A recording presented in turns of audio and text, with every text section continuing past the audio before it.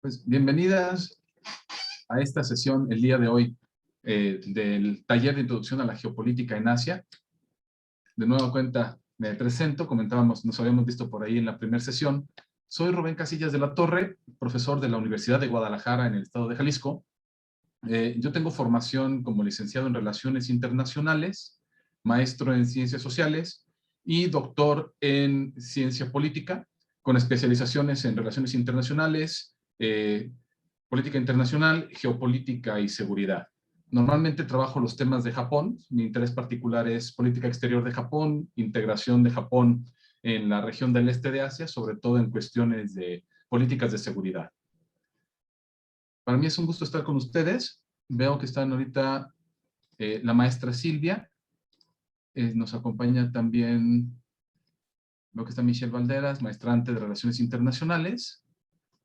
Verónica Rivera, egresada de Relaciones Internacionales UVM Aguascalientes. Cassandra Figueroa de la Universidad de Colima, doctoranda, que trabaja temas sobre seguridad hídrica en el río Mekong. Y Yasmín Hernández, egresada de Relaciones Internacionales de la Universidad José Vasconcelos de Oaxaca.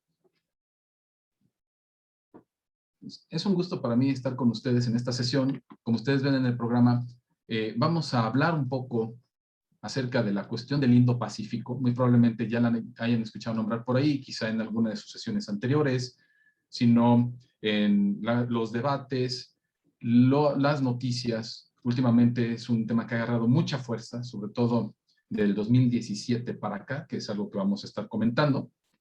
Y me gustaría entonces comenzar a plantear algunas cuestiones acerca del Indo-Pacífico, tomando en cuenta el título de nuestra sesión del día de hoy. Me permito compartir pantalla, por favor, me confirman si se ve la pantalla compartida.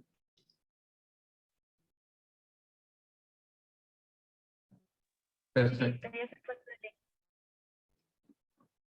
Muchas gracias. Entonces, vamos a hablar acerca de la construcción del Indo-Pacífico como complejo de seguridad. Vamos a hablar del Indo-Pacífico y de las estrategias de geopolítica y geoeconomía en lo que se considera un esfuerzo para contener la expansión de la influencia china.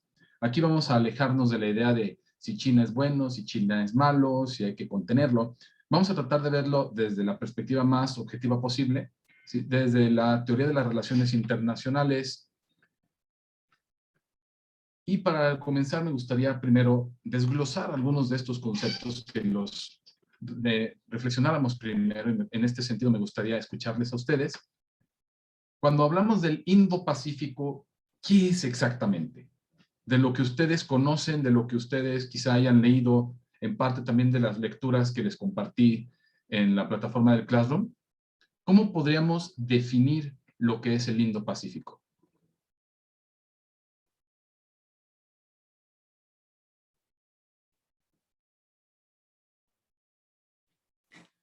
Pues me parece que es toda la parte de los océanos Índico y Pacífico, justamente desde la parte de la India hacia el este, hacia incluido todo el Pacífico litoral de América, ¿no? Aunque ellos lo consideren, o sea, para fines asiáticos, bueno, pues es la parte del Océano Índico y del Océano Pacífico, al sur de China y de Japón y al norte de todas las islas de Indonesia, etcétera, esa parte, pero pues el Indo-Pacífico, y por eso tanto también el interés que debería de tener México o de los Estados Unidos, ¿no? Ahí ya está tocando dos cuestiones para definir el Indo-Pacífico. La primera de ellas que usted menciona, Indo-Pacífico como región, es decir, como zona geográfica. Hay una segunda que por ahí usted empieza como a tocar al final, que tiene que ver el Indo-Pacífico como estrategia también. Exacto, sí. Muchas gracias, Silvia. Gracias, al contrario. ¿No hay alguien más que quiera compartir? ¿Verónica? Sí, yo. Bueno, justamente fue algo que me llamó la atención desde la clase, desde la sesión pasada, y es que el Indo-Pacífico tal cual como concepto surge apenas en 2017, o sea, digamos que en términos de teoría es un concepto nuevo, pero es justamente como lo dice Silvia, o sea, esta región en el que tienen interés todas las naciones, sobre todo China, sobre todo las que se encuentran como dentro o en medio del Océano Índico y del Pacífico, y justamente es una región que interesa por las rutas comerciales y por supuesto los beneficios económicos que pueden obtener de ahí todas estas naciones con rutas marítimas específicamente pues equilibradas, por así decirlo, digamos una región con rutas libres, de libre tránsito, pero que puedan traer estos beneficios económicos para las naciones que forman parte de esta zona específica del mundo. Justamente, hay más elementos. Primero dijimos Indo-Pacífico como zona geográfica, como espacio. Luego lo mencionan como estrategia.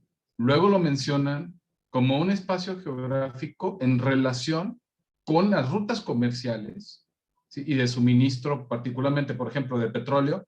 Buena parte del petróleo que compran países, por ejemplo, Japón, pasan por ahí. ¿Sí? Más del 90% del petróleo que compran del Medio Oriente pasa por esa región. Pero he mencionado también, Verónica, es un concepto relativamente nuevo. Podemos decir sí y no. Si lo concebimos como Indo-Pacífico, como estrategia, y aterrizándolo desde la percepción del Quad, es decir, esta alianza de seguridad de los... El Quad es, en resumen, Quadrilateral Security Dialogues, diálogos de seguridad cuadrilaterales. Técnicamente es una alianza entre Estados Unidos, Japón, Australia y la India. Podemos decir que surge en el 2017, cuando la génesis era desde el 2007, que lo intentaron crear y no cuajó, y nos podemos ir mucho más atrás de la idea del Indo-Pacífico, si lo pensamos como concepto. Por ejemplo, los australianos han usado mucho el concepto del Indo-Pacífico, pero más desde perspectivas como de ciencias naturales. Por ahí creo que lo menciona también Rory Metcalf en la lectura en inglés que les compartí. E inclusive te puedes ir más atrás. El Indo-Pacífico ya lo utilizaba en sus textos Karl Haschhofer, de los creadores o de los principales impulsores de la geopolítica nazi, ¿sí? Cuando hablaba de esta idea del acercamiento entre los pueblos japonés y alemán en la época anterior a la Segunda Guerra Mundial. Entonces, no necesariamente es un concepto nuevo. Lo interesante es cómo se ha transformado la idea de lo que significa el Indo-Pacífico. Aquí sería ponerle como Indo-Pacífico con apellido, si lo consideramos como región desde las ciencias naturales, por las especies, por las características de los mares, si lo consideramos Indo-Pacífico como estrategia, si lo consideramos como zona, digamos, en términos logísticos, en términos comerciales, hay muchas formas de interpretarlo. De hecho, por eso es este primer ejercicio de empezar a ver conceptos, porque puede ser un poco truculento. No siempre hay un consenso sobre lo que significan a veces las palabras. Sí, por ejemplo, en relaciones internacionales tenemos el concepto de poder, que siempre es muy peleado. ¿Sí? Nunca hemos logrado un consenso de lo que es el poder, cómo se define. Podemos decir cómo funciona, pero en sustancia lo que es, hay varias percepciones, ¿no? Entonces, eso es lo que llamamos en relaciones internacionales, y algunos autores como Barry Busan, el essentially contested concepts, los conceptos, digamos, disputados en lo que es su esencia, porque son difíciles de definir.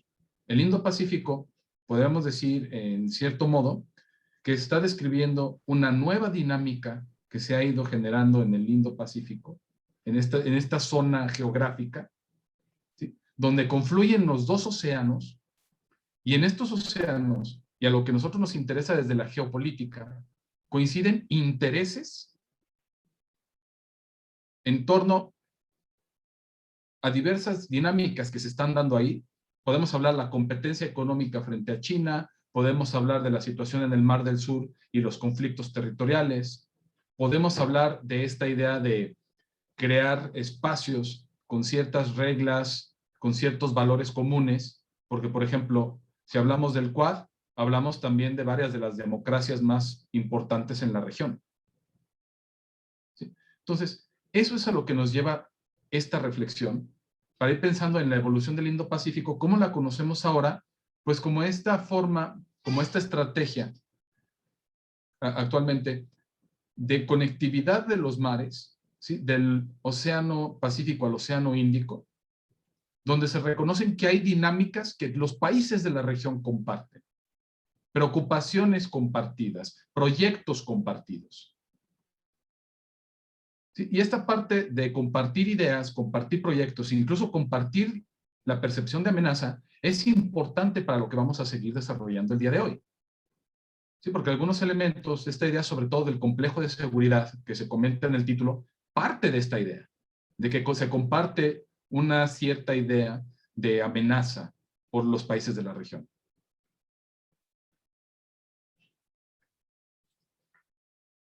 El Indo-Pacífico, decíamos, una cosa es pensarlo como estrategia, otro como región y otro como complejo. La pregunta del millón, ¿qué es entonces un complejo de seguridad? No sé si de aquí quienes estudiaron relaciones internacionales estén familiarizadas con este concepto. ¿Lo habían escuchado nombrar alguna vez?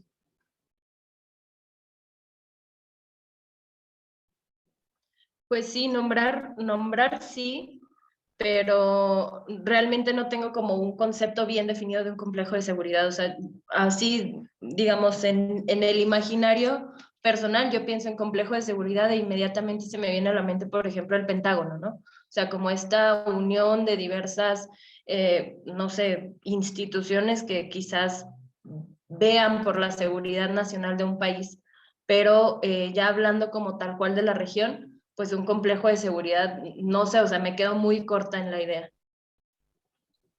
Ok, muchas gracias, Verónica. En parte es también el objetivo del curso, digamos, quizás retomar, reforzar algunos conceptos, no únicamente de relaciones internacionales, pero sí para entender la realidad internacional, sí es importante tomar 2, 3 herramientas. Y la idea del complejo de seguridad, tú mencionabas el Pentágono, tú mencionabas una coordinación de diversas instituciones con fines de seguridad. En este caso, en el Pentágono, una seguridad nacional. Partamos de esa idea y vamos a llevarlo a nivel internacional. Yo aquí lo que les pongo del mapita son como diversas regiones del mundo. Y por eso pongo este mapa. Tiene que ver con la idea de regiones en cierto modo. Los complejos de seguridad son regiones donde los países que están inmersos en ellas comparten preocupaciones similares y trabajan en conjunto o crean dinámicas para tratar esas problemáticas.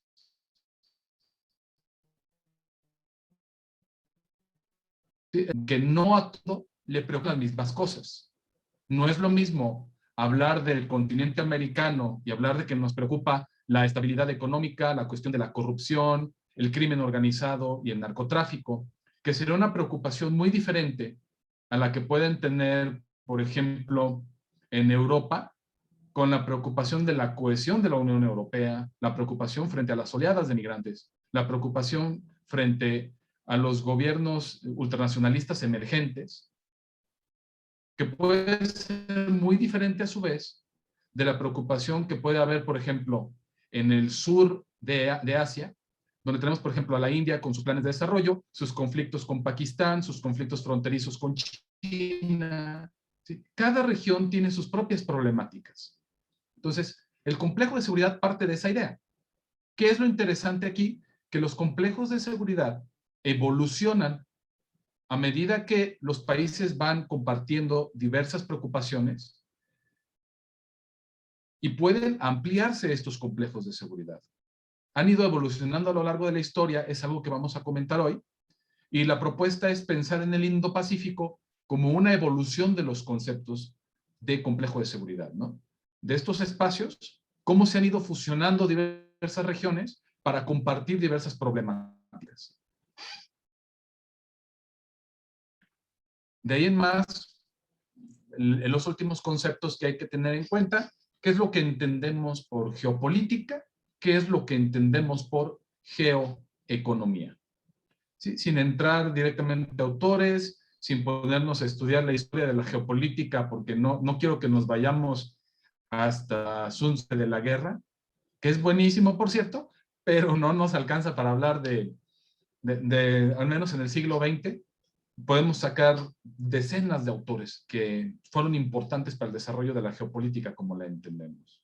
Solamente en un concepto básico, en una idea que ustedes tengan, ¿cómo podremos, comenzando por la geopolítica, describir este concepto?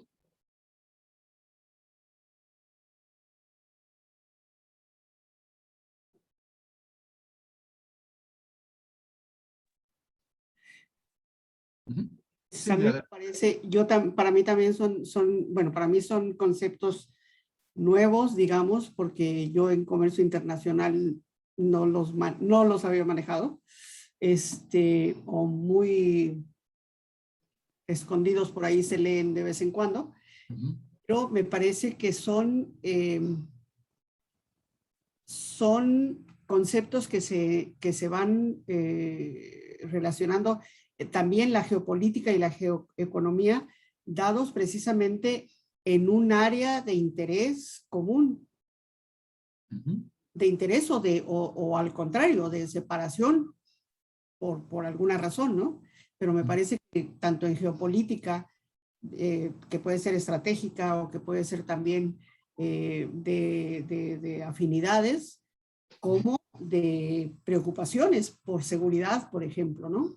Y entonces sus políticas o sus formas de hacer política, pues tienen que ver con esa visión de su ubicación geográfica y de sus vecinos, ¿no? De ellos, sus vecinos. Y en la geoeconomía, pues lo mismo, ¿no? O sea, con quienes comparto y con quienes no comparto esa visión de mi región. Y de una región que, bueno, lo he visto desde el principio en la parte de la geopolítica o de la geoeconomía, que son regiones, o sea, o son conceptos construidos a propósito, no necesariamente regiones geográficas. Perfecto. Antes de comentar, estaba viendo que Yasmín también levantó la mano. ¿Quieres comentar, Yasmín? Sí, bueno, creo que, bueno, la geopolítica involucra como todos estos aspectos con base en la geografía, pero de los estados, sus relaciones, es decir, los aspectos sociales, económicos, geográficos en general y las relaciones precisamente que entablan estos países con relación a sus fronteras y a sus leyes y todo lo demás. Y ya la economía, pues habla principalmente como de esta relación de los recursos naturales como de los países, de la relación espacial y territorial en el aspecto económico, ¿no? Cómo sus espacios o sus territorios influyen en su economía y cómo esta economía igual se refleja a nivel internacional. Justamente, como comenta Silvia y Yasmín, podemos llevar nuestra reflexión hacia allá. Si hablamos de geopolítica y geoeconomía, no los podemos imaginar completamente por separado, porque en la realidad se mezclan. ¿Sí? Al momento de reflexionar, de hacer estrategias, tomar decisiones, aquí podemos ponernos, si quieren, un poco filosóficos y decir, todo está conectado, ¿no? Porque a fin de cuentas, las decisiones que tomamos pueden afectar diversas dimensiones al mismo tiempo, solamente que en la ciencia, en la academia, los separamos para poderlos analizar cada uno con sus dinámicas particulares, ¿no? Aunque en la realidad siempre están juntas.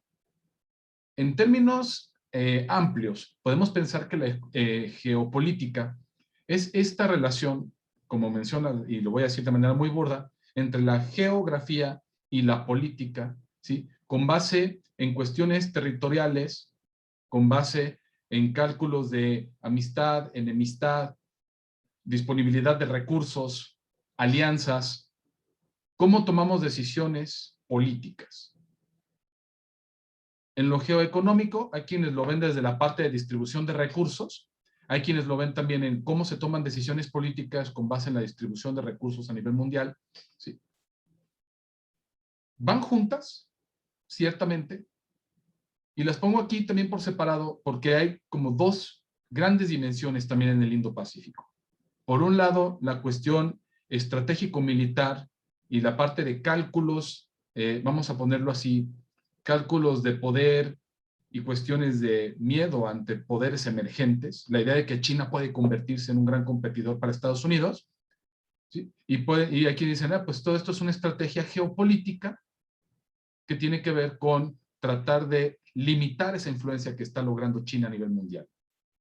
Pero por otro lado hay otra dinámica que tiene que ver con la integración económica a nivel mundial, de quién escribe las reglas del juego, quién influye en el comercio mundial, que tiene que ver con estas rutas que habíamos comentado y que tiene que ver también con las reglas de cómo se da la cooperación, ¿sí? Pensando, por ejemplo, en los planes que se han hecho ahora de integración económica en el marco del Acuerdo Transpacífico, de frente a otras estrategias que ha liderado China, como las que ustedes ya han visto también al hablar de la Ruta de la Seda, ¿sí? Donde China ha tenido un gran liderazgo también proyectándose en el continente asiático más allá, yendo incluso a África, Europa, incluso teniendo una proyección latinoamericana. Es global, independientemente de que el fuerte de China, de la Ruta de la Seda o Franja y Roja, ¿sí? Es eminentemente euroasiática. Y no obstante, ha ido logrando una proyección, un alcance cada vez mayor. Y es donde Estados Unidos comienza a percibirlo no solamente como un gran jugador en Asia, sino como un potencial competidor en otros frentes a lo largo y ancho del planeta. Entonces vemos aquí dos caras donde está la competencia tanto en lo político como en lo económico. ¿Sí? Aquí lo separamos solo por, digamos, enfatizar estas dos dimensiones, pero las dos siempre están presentes. Porque en buena medida también el poder económico ayuda mucho a proyectar el poder militar. Entonces, partiendo de estos conceptos, me gustaría que fuéramos a una revisión de la historia del Indo-Pacífico. ¿Sí? Les invito a que me acompañen. Vamos a hablar un poco de su génesis, ¿no? Y si vamos a hablar del Indo-Pacífico, ¿qué tan atrás nos vamos a ir? Yo voy a pecar un poquito, me voy a ir muy, muy atrás, ¿sí? Para hablar desde la época de la Ruta de la Seda. Lo que ahorita estoy poniendo aquí en pantalla es para darnos una idea de lo que comentábamos de complejos de seguridad. Hay unos autores que son muy importantes en este debate, como Barry Busan y Ole Weber. Aquí están los apellidos abajo, Busan y Weber. Este libro que ellos sacaron en el 2003 fue en el que ellos planteaban cómo se distribuían las regiones en su momento con sus diversas preocupaciones. ¿Sí? América del Norte, cuando teníamos los planes de integración con el Tratado de Libre Comercio de América del Norte, cierta relación con Centroamérica por las cuestiones migratorias, Sudamérica enfrascada sobre todo en su integración en aquella época, ¿sí? Regiones con sus diversos conflictos en África, la parte norte de África con el Medio Oriente, sí que comparten lo que podríamos decir como la herencia de la cultura árabe y sobre todo ahí de cultura musulmana también. Europa con sus planes de integración, Rusia con su zona de influencia en la Unión Soviética, el sur de Asia, sobre todo entre India y Pakistán, sus conflictos. ¿Sí? Barry Busan y Ole Weber ya identificaban estas diversas regiones del mundo, cada una con sus dinámicas. ¿Sí? No significa que estas no se relacionaran con otras regiones, o que algunos países de aquí no tuvieran quizá otra situación de seguridad con otros países, pero las más notorias están englobadas en estos espacios. Y lo que les invito a ver, y nos vamos a enfocar, es, hablando del Indo-Pacífico, fíjense cómo están China, Japón, las Coreas y Taiwán aquí, enfrascadas en un solo espacio, con una delgada línea separándolo del sureste y de Australia. Y vemos Asia del Sur por su lado. Pero aquí se plantea una posible fusión, lo que ellos decían que era el supercomplejo asiático. Es decir, que la India y su vecindad se iban a vincular cada vez más con el este de Asia, ¿sí? Desde Japón hasta Australia, y poco a poco se iban a integrar en un nuevo complejo. ¿Sí? Este texto es del 2003, el argumento es que del 2003 para acá se ha dado esta fusión y está creando lo que ahora conocemos como el Indo-Pacífico. ¿Sí? Entonces, ¿de dónde vienen estos complejos de seguridad? ¿Sí? Dijimos, son históricos. ¿Cómo se crearon? ¿De dónde salieron? Pues, yo me fui, les dije, muy, muy atrás, y yo me voy desde la Ruta de la Seda, como un antecedente. No les voy a decir que esta es la neta del planeta, como dicen por ahí, pero es una reflexión que les invito a que me acompañen para ver qué es esto de la ruta de la seda, qué es esto del Indo-Pacífico, cómo se conectan. Pues, primero que nada, y como ustedes muy seguramente ya lo saben, pues la antigua ruta de la seda eran estas rutas comerciales que conectaban prácticamente desde China, incluso parte desde Japón y Corea, atravesaban Asia por diversas rutas, por Asia Central, por la India, y conectaban hasta Europa y norte de África. La antigua ruta de la seda podríamos considerarlo como un antecedente importante de la importancia económica que tenía Asia para el resto del mundo. Si nosotros agarramos un poquito esta parte de la historia, vamos a recordar que los productos asiáticos eran muy apreciados en Europa. La seda de la China, después llegó la pólvora, otros inventos como la brújula, por poner algunos ejemplos, canela y otras especias de la India, que no se podían obtener en ningún otro lado. Posteriormente, y cuando se bloquean las rutas, sí, por ejemplo, cuando se da el auge del imperio, ay, se me fue, no puede ser, el imperio, se me fue el nombre, no puede ser. Teníamos a los persas, después de los persas, el imperio otomano, ya me acordé. ¿Sí? Vemos estas rutas bloqueadas, ¿sí? Monopolizadas, y es donde los europeos comienzan a plantearse de qué manera volver a conectar con Asia. Y eso nos lleva a la época de la navegación. Tenemos a los portugueses, tenemos a los españoles. Los portugueses van a tratar de rodear África. Los españoles con Cristóbal Colón dicen vamos a buscar otra ruta y llegan al continente americano y se da la época de la navegación, de los grandes descubrimientos que van a decantar en la época colonial. ¿Sí? Tratan de conectar de nuevo con Asia porque para ellos Asia es una zona llena de riquezas. ¿Sí? Eran muy apreciados los productos asiáticos. Sí, tanto así que había quienes prácticamente apostaban toda su fortuna en productos como la canela, por ejemplo, ¿sí? Obtener especias varias. Estoy pensando, por ejemplo, la parte de las sedas también, aunque ya se habían comenzado a producir en Europa, sí seguían siendo también como muy apreciadas. Y pues, de alguna manera, la antigua ruta de la seda, el interés por conectar de nuevo con Asia, es lo que nos va a llevar después a la época colonial. ¿Sí? Los europeos habían tenido sus avances particulares en la construcción de barcos, en el diseño de armas, y van a comenzar su expansión a nivel mundial. Los españoles en el continente americano, por ejemplo, junto con los portugueses en lo que actualmente es Brasil. En el norte del continente están los franceses, los ingleses. Vemos la presencia de los europeos paulatinamente cada vez más fuerte en África. Sí, recordemos que también esta parte de las posesiones coloniales va a ser lo que nos va a llevar también a los conflictos de las guerras mundiales. Esta competencia entre los países europeos principalmente. ¿Y qué papel juega aquí Asia? Pues se convierte en la región más codiciada, ¿sí? Para obtener los recursos que los países quieren utilizar, porque en esta época la ideología que rige es la del... ¿está escuchando por ahí algo? Perdón. La ideología del mercantilismo,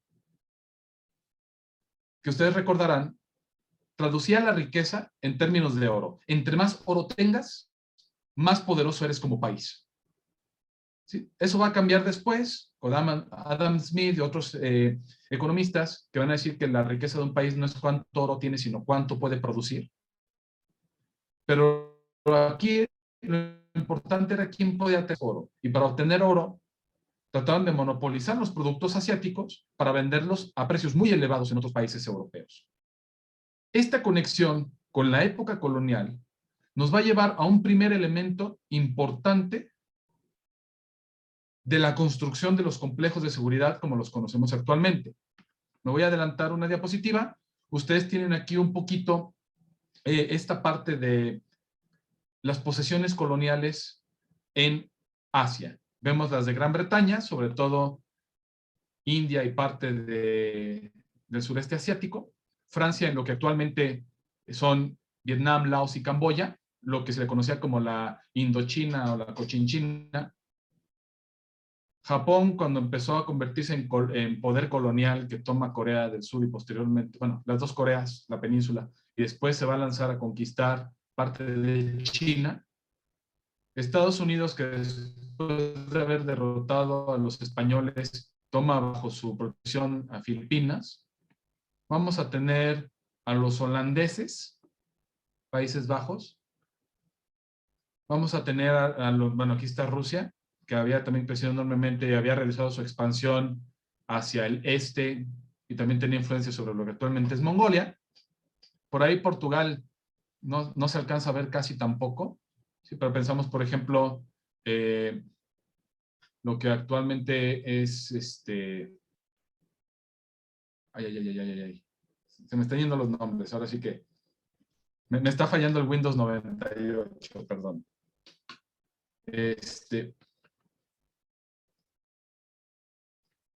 Finalmente, lo que quiero que vean aquí, y lo vamos a comparar regresando un poquito al mapa, es, fíjense en qué regiones son dominadas por uno u otro poder colonial y de qué manera influye también en la construcción de los complejos de seguridad. Habíamos dicho que había como 3 principales en esta zona, que era el del este de Asia, el sureste y el sur de Asia. ¿Sí? De alguna manera, vamos a ver esta herencia colonial reflejándose en la construcción de complejos de seguridad. ¿Por qué? Porque cuando termina la época colonial, que va a ser cuando termina la Segunda Guerra Mundial y comienzan las independencias en la región, va a ser justamente esta herencia colonial la que va a generar problemáticas particulares en cada espacio, ¿sí? De la mano de las dinámicas de la Guerra Fría. ¿Por qué el este de Asia era diferente al resto? Porque el este de Asia no fueron colonias europeas. El caso de China, por ejemplo, no fue colonia, aunque sufrió varias humillaciones, entre ellas la firma de tratados desiguales. Lo mismo le pasó a Japón. Corea más bien quedó bajo el yugo de los japoneses en su momento, ¿sí? Y ellos tuvieron primero sus independencias y sus propias dinámicas de seguridad enfrascadas en el marco también de la partición de la península coreana en la Guerra de Corea de 1950, y ellos van a tener sus propias problemáticas. En la competencia entre la Unión Soviética, Estados Unidos, las alianzas que se dan en la región, China cuando surge como República Popular en 1949, ¿sí? Con sus propias dinámicas. ¿Qué pasaba en el sureste? Cuando comienzan las independencias, ellos van a estar también enfrascados en su propia dinámica, ahora por la guerra de Vietnam y la expansión del comunismo después hacia Laos y Camboya. ¿Sí? Que es cuando también se crea el grupo de ASEAN, solamente que como ustedes probablemente ya lo vieron, que eran primero 5 miembros, después se fue expandiendo a los 10 que son actualmente, ¿sí? Que es esta propia dinámica donde ellos intentan integrarse, ¿sí? A la par de que tratan de evitar meterse a la dinámica de la Guerra Fría, pero no se pueden sustraer totalmente por lo que está pasando también en Vietnam. Y porque los demás países, el grupo de ASEAN teme la expansión del comunismo, por un lado, ¿sí? Y por el otro lado tenemos la influencia también, por ejemplo, de los comunistas y los apoyos que van teniendo, por ejemplo, de China, ¿sí? En la región. En el caso de la India, va a ser mucho más interesante, digamos, más distinto, mucho más diferente la dinámica, porque en el caso de la India lo que vamos a ver es lo siguiente. Se da la independencia, pero luego tienes grupos étnicos que se pelean entre ellos, se da la partición entre lo que actualmente es India y Pakistán, ¿sí? Y en los cruces, donde los indios se iban a regresar a la India, los pakistaníes que se iban a Pakistán cuando se da ese partimiento, se encuentran en el camino, empieza a haber conflictos, empieza a haber muertes, y la India y Pakistán se enfrascan en un pleito de muerte, en el que Pakistán es apoyado por los Estados Unidos y la India es apoyado por la Unión Soviética.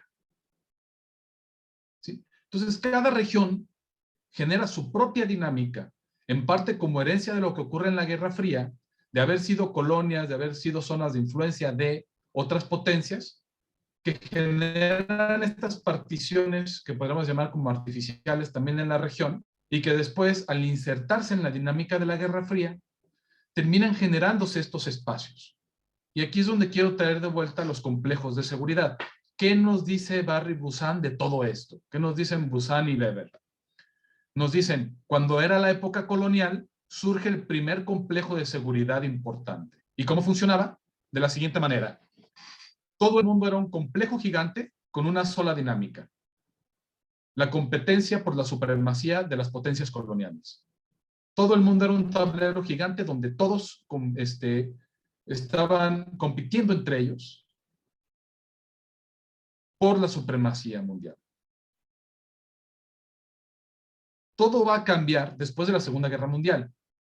Nos dice Busan, ahora ya no es donde todo el mundo es un tablero gigante donde todos compiten. Ahora va a haber distintas regiones, cada una con sus propias dinámicas, pero va a haber una novedad. Ya no son 5, 7, 10 países luchando por la supremacía. Ahora solamente son 2, lo que llamamos un sistema bipolar en relaciones internacionales, donde 2 países se disputan la supremacía, Estados Unidos y la Unión Soviética. Entonces, ahora tenemos el surgimiento de complejos de seguridad por todo el mundo, pero cada complejo tiene su propia dinámica, no obstante, supeditada a la competencia entre la Unión Soviética y Estados Unidos. ¿Sí? Eso es lo que vamos a ver en este periodo de la historia. Decíamos, la Guerra Fría es entonces esta etapa de surgimiento de los complejos regionales, pero que van a estar en un contexto de competencia entre superpotencias. Termina la Guerra Fría, se desploma la Unión Soviética y Estados Unidos se queda como la única potencia, como el gran ganador. Vamos a decir, la única superpotencia. Entonces, ¿qué es lo que tenemos en los 90s? Hay autores que lo llaman como el sistema unimultipolar. Es decir, una sola superpotencia, pero donde hay múltiples regiones, donde en cada región comienzan a surgir países particularmente importantes.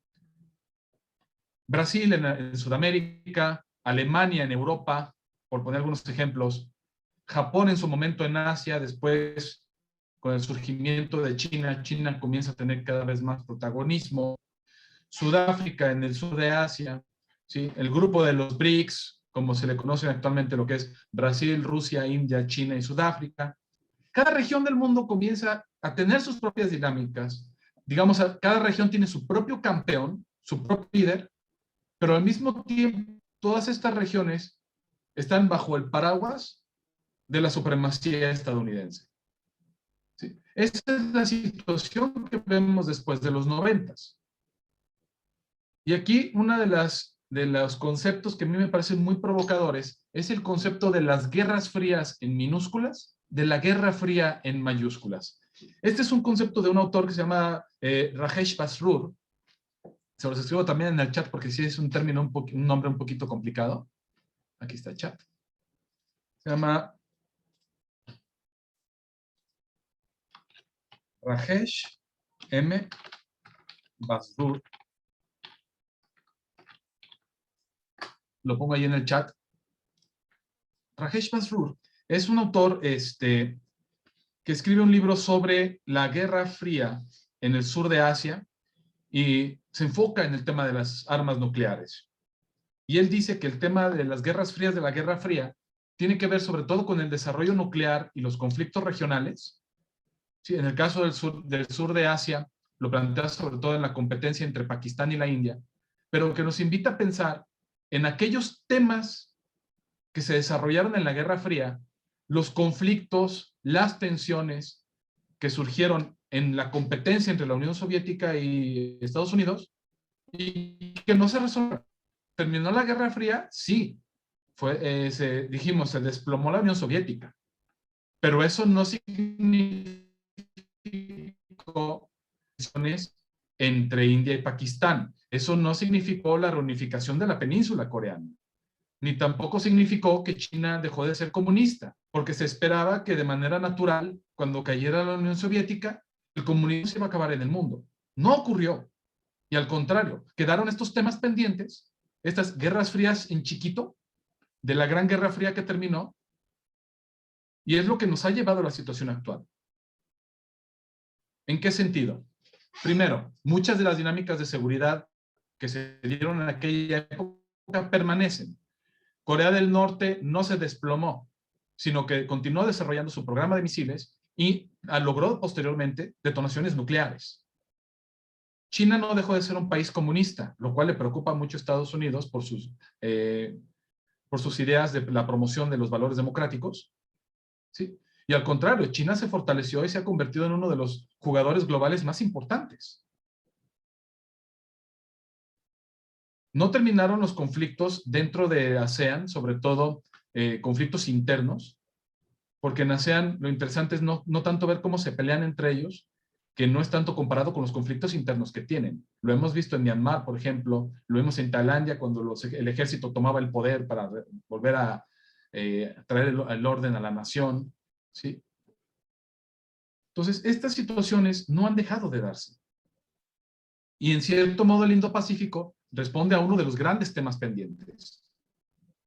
Cuando se esperaba que China paulatinamente se fuera transitando a un modelo democrático, se pensaba que iba a aceptar los valores, las reglas, las instituciones lideradas por Estados Unidos y por los demás países en un marco mucho más democrático y multilateral, ¿sí?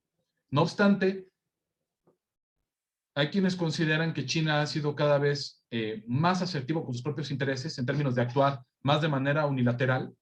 Sí, el caso que más se saca siempre es el tema del Mar del Sur de China, donde ha posicionado bases militares, ¿sí? O al menos más bien como también de vigilancia, etcétera. Y eso ha causado muchísimo ruido en la comunidad internacional. Entonces, esta idea de que China no comparte los mismos valores necesariamente y que en lugar de trabajar a través de las instituciones globales existentes busca crear sus propias instituciones, como fue en su momento lo del proyecto del Banco Asiático de Inversión e Infraestructura, o todo lo del plan de la Franja y Ruta. Y aquí dicen que está creando una zona de influencia donde pueda crear sus propias reglas, y ahí es donde hay quienes ven una competencia directa frente al liderazgo estadounidense a nivel mundial, ¿no? O al menos así se considera más desde la perspectiva estadounidense, como vieron ustedes en la lectura. Cada país tiene una idea distinta de lo que es el Indo-Pacífico y de lo que está ocurriendo en la región y en el mundo.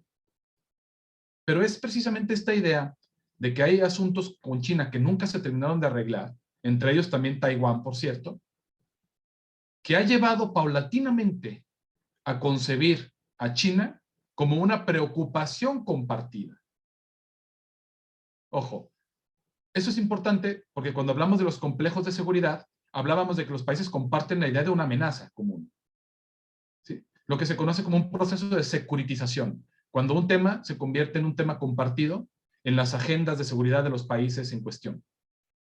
Entonces, esta parte de la creación del Indo-Pacífico va a surgir como un discurso, ¿sí?, que se va a convertir posteriormente en una estrategia de seguridad. Esto es muy importante, ¿sí? La parte, cuando hablamos de la geopolítica, si hablamos de la teoría, sobre todo hay que recordar, desde la teoría de la geopolítica crítica, la geografía no determina el actuar del hombre. Sí, como decían los autores clásicos, que decían, por ejemplo, en la época de la Alemania nazi, tenemos que crecer porque es una obligación y es una necesidad de Alemania como país. Sí, como que justificaban que la misma cuestión territorial exigía por naturaleza una acción política. Lo que nos dicen los autores de la geopolítica crítica es no, los espacios no existen porque sí. Existen porque los hemos creado y les hemos puesto nombre a las cosas. México no sería México si no hubiera una serie de situaciones que se han dado a nivel internacional y delinear rayitas, un imaginario de lo que es un país, lo que es un territorio. ¿Sí? No existiría América Latina si no se hubiera concebido como concepto.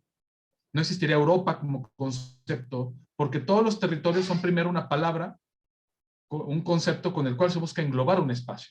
El Indo-Pacífico es también una construcción. de la cual se han creado estrategias. Y vamos a hablar también de cómo surge este espacio. ¿Sí? Entonces, aquí lo interesante es ver, decíamos, son 3 complejos de seguridad que se están comenzando a fusionar en uno. ¿Cómo se da este proceso? Primero, noreste de Asia. En la época de la Guerra Fría, sobre todo en la competencia estratégica entre Estados Unidos y China, cuando la China comunista se deslinda de la Unión Soviética, que tienen sus pleitos ideológicos, y aquí ellos tienen primero su propia dinámica. También referente a la presencia de Corea del Norte. Termina la Guerra Fría, se mantiene este complejo de seguridad por las relaciones entre estos países, pero cada vez se comienzan a acercar más al sur. ¿Por qué se da este acercamiento? ¿Cómo surge el complejo del este? Porque es noreste y sureste que se juntan en un complejo que se le conoce como el este de Asia. Ese es un proceso que se va a dar a medida que está terminando la Guerra Fría.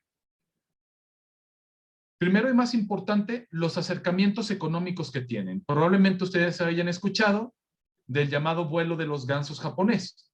No sé si lo han escuchado hablar por ahí, el vuelo de los gansos asiáticos. O el milagro económico de Asia. Sí. Por ahí ya vamos mejor con la parte del milagro asiático. Eso de los gansos es otra cosa. ¿Ustedes han visto cómo vuelan los gansos? ¿No? Que van así como en una V, como en una flechita, un ganso liderando y los demás siguiendo. Ese es el modelo de los gansos. Así se le decía porque, como ustedes muy seguramente saben, Japón tuvo la peculiaridad de haber sido un país destrozado por la guerra, que en menos de 2 o 3 décadas se convirtió en la segunda economía mundial. ¿Sí? Parte de ese proceso, cuando Japón se desarrolla, pues tiene mucho que ver con su relación con Estados Unidos, y llega un momento en que producir en Japón se comienza a hacer cada vez más caro. ¿Qué es lo que van a hacer entonces los japoneses? Si es caro producir aquí, vamos a invertir fuera para producir allá. Entonces Japón comienza a invertir en otros países, ¿sí? Como Corea del Sur, como en Malasia, Indonesia, posteriormente comienza a invertir en Singapur, comienza a invertir en Taiwán, ¿sí? Por ejemplo, Hong Kong, Taiwán, Singapur, Corea del Sur, los llamados tigres asiáticos, después a Malasia, Indonesia, Tailandia, donde hagan de cuenta que es como una torrecita de copas de champán, donde ustedes llenan la copa de mero arriba y se desborda y cae sobre las demás.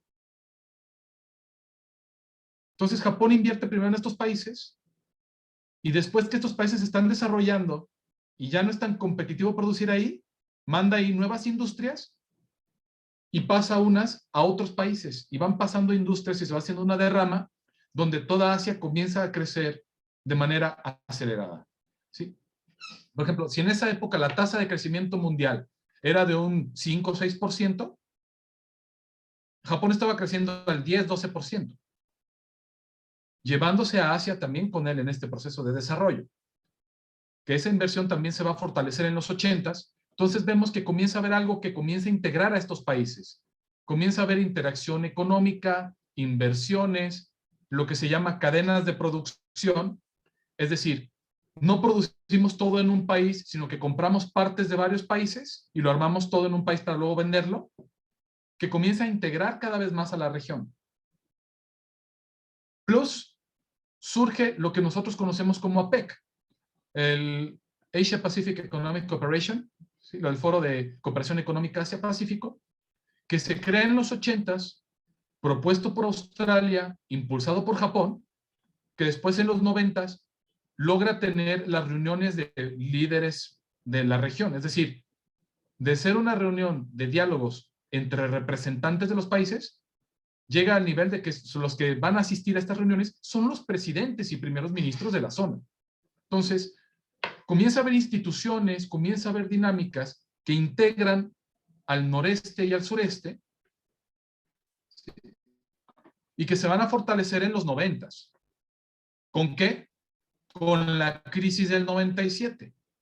En 1997 se desata una crisis en Asia, a través de la cual se van a crear mecanismos de diálogo e integración de apoyo frente a la crisis, y en esos espacios va a surgir el llamado foro de ASEAN más 3, que es cuando ASEAN ya con sus 10 miembros, ya integrados en los 90, se integra en un foro compartido con China, Japón y Corea del Sur. Se formaliza esta conexión entre el noreste y el sureste. India, ¿dónde pinta? Decimos, ya tenemos un complejo grande, pero no hemos llegado al Indo-Pacífico todavía. Estamos en los 90. India termina la Guerra Fría, se cae su socio más importante de las dos superpotencias, y dice, ¿qué vamos a hacer ahora? Pues India implementa una política conocida como mirar hacia el este, que significa reconocer el desarrollo económico que están logrando en el este de Asia y tratar de vincularse cada vez más con la región.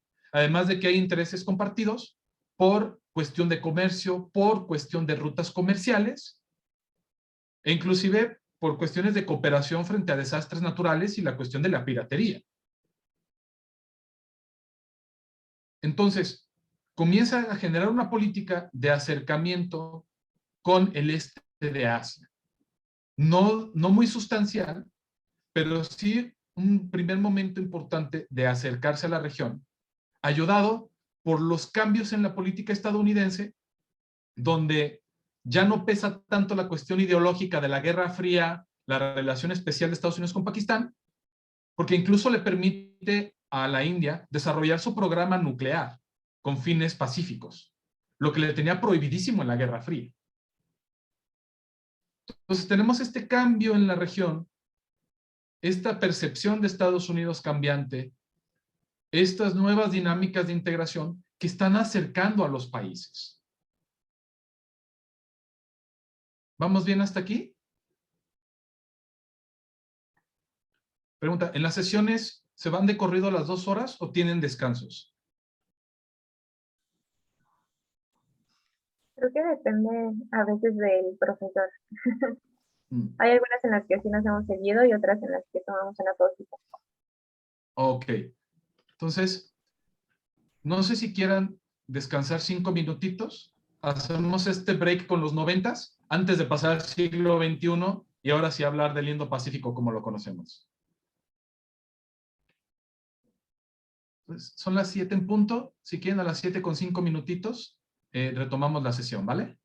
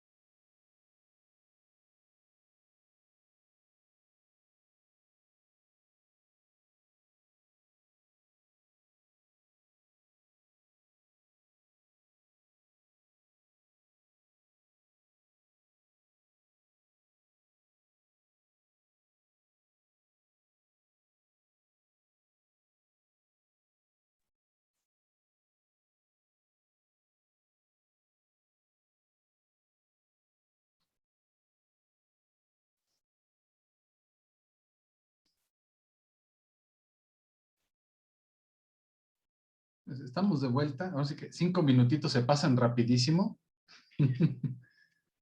Vaya. Profesor, Sí.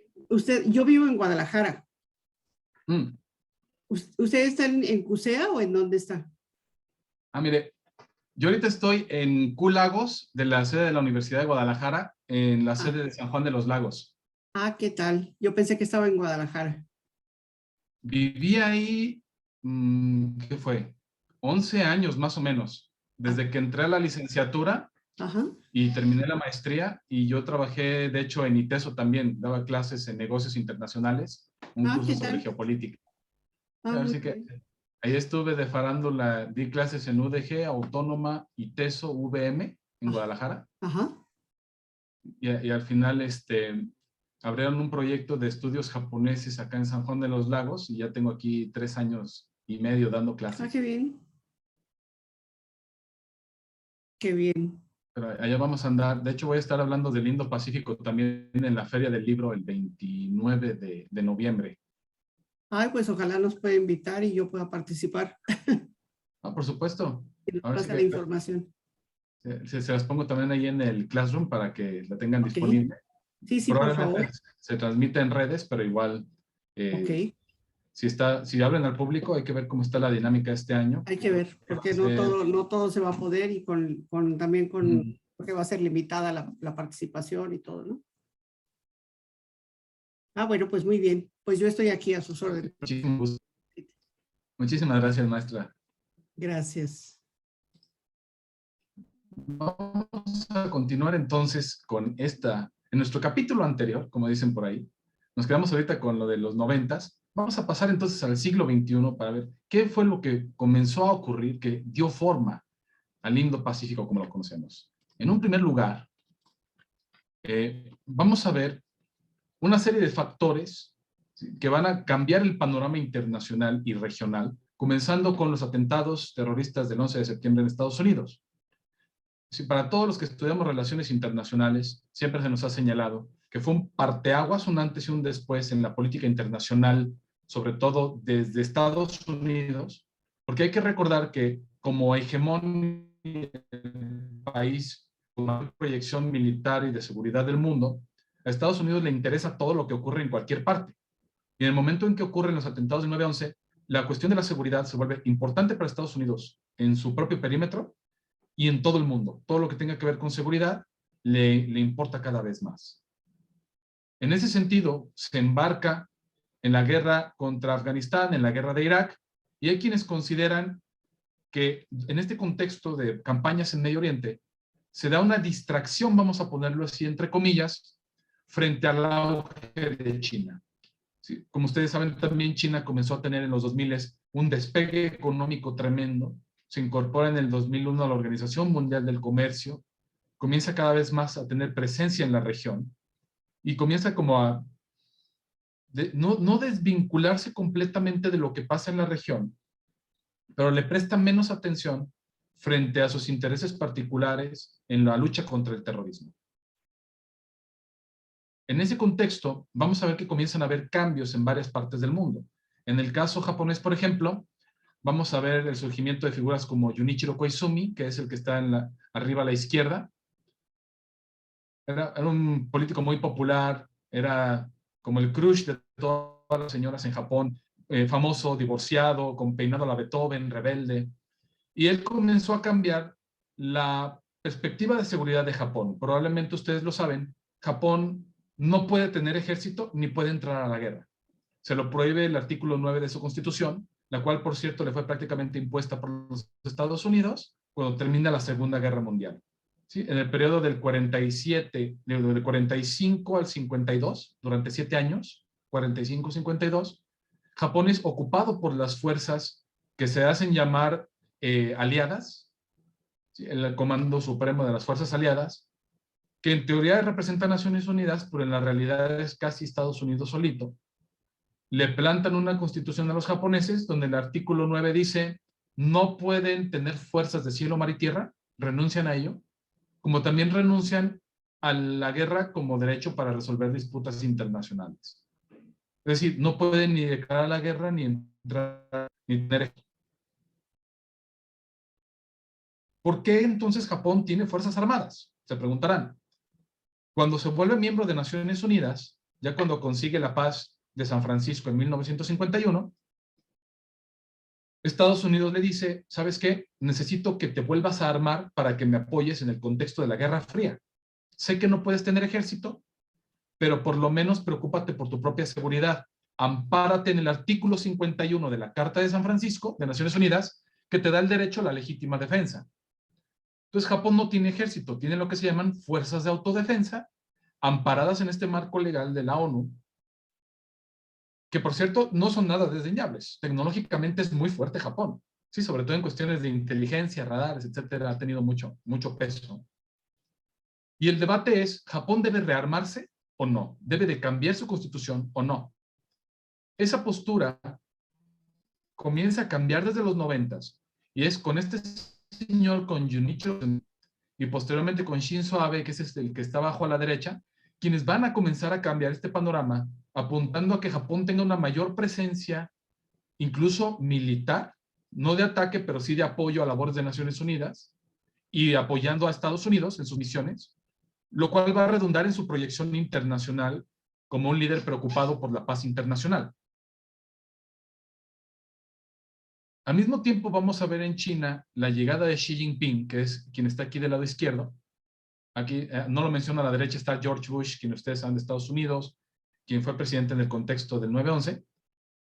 Bueno, digo que ustedes lo saben, pero es que yo sí estaba en secundaria cuando tocó eso. Dije, a lo mejor varios de ustedes todavía no estaban aquí en ese momento, pero por ahí lo han leído. Dicen por ahí que el león cree que todos son de su condición, se me olvida que ya tengo mi camino recorrido.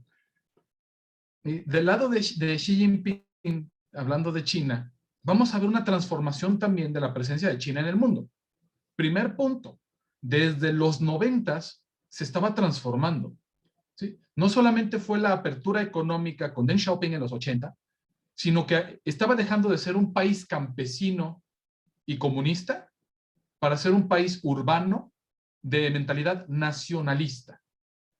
¿Sí? No es cuestión de comunismo ahora, es nacionalismo.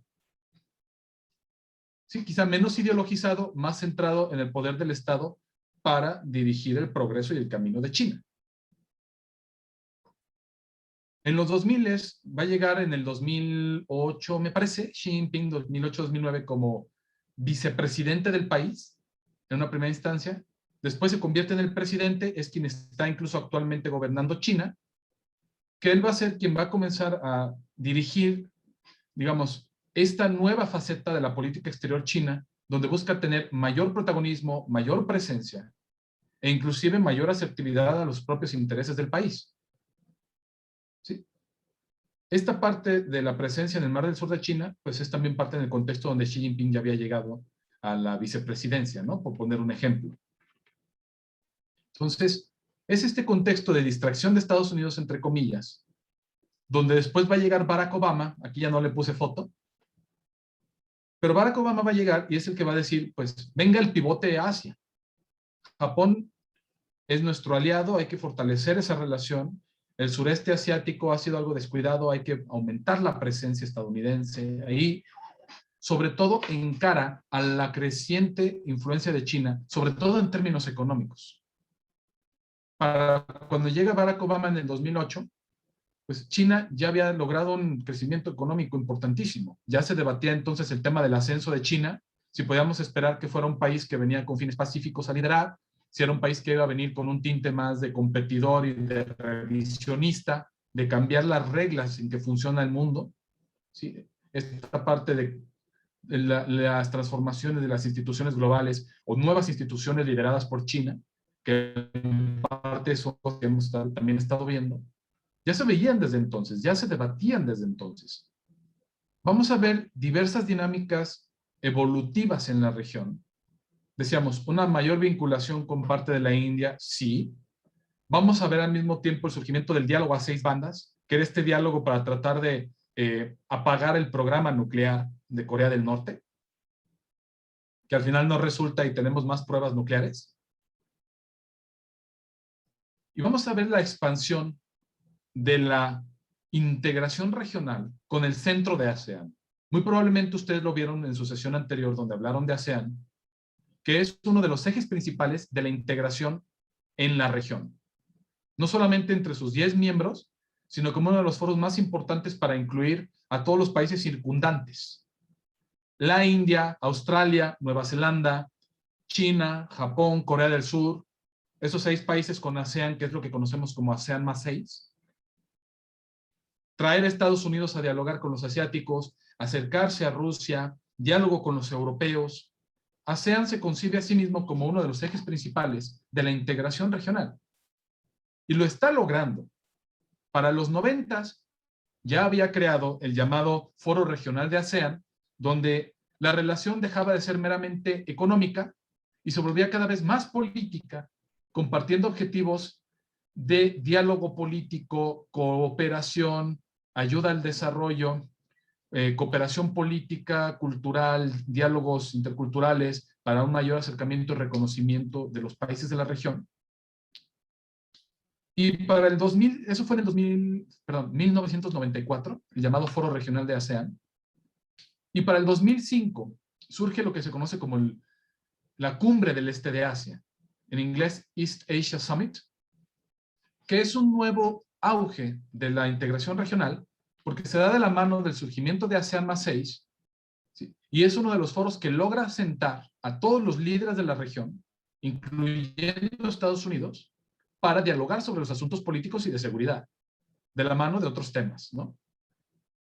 Entonces, vemos cómo se sigue integrando no solamente el grupo de ASEAN fortaleciéndose en sí mismo, mirando hacia las comunidades de ASEAN, que probablemente también ustedes lo vieron la semana pasada, sino que también están viendo esta mayor integración, porque lo que busca es, en algún momento quizá, lograr una integración más amplia, incluso económica, de todo lo que se conocía en ese momento como Asia-Pacífico.